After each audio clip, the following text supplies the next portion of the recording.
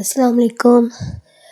சென்னா குன்னி கருவாடு தொக்கு கத்திரிக்காய் சேர்த்து எப்படி பண்ணலாங்கிறத இந்த வீடியோவில் பார்க்கலாம். இதுக்கு 2 தக்காளி, 2 வெங்காயம், சின்ன பட்டை மிளகாய் சேர்த்து அரைச்சி எடுத்துக்கிறோம். கருவாடை நல்லா க்ளீன் பண்ணி எடுத்துக்கணும்.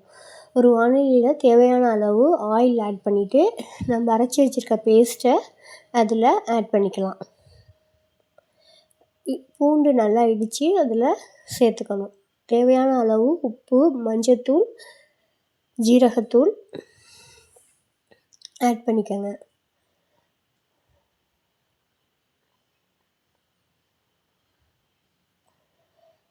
அப்புறம் நம்ம எடுத்து வச்சுருக்க கருவாடை அதில் மசாலா சேர்க்குற அளவுக்கு போட்டு கிளறி எடுத்துக்கணும்.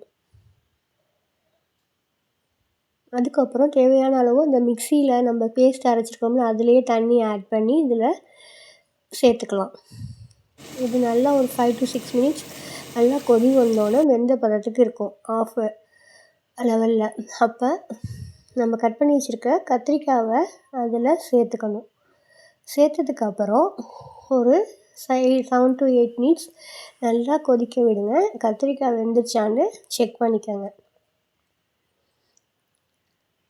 மசாலாலாம் சேர்ந்ததுக்கப்புறம் நல்லா சுண்ட கிளறி விடுங்க.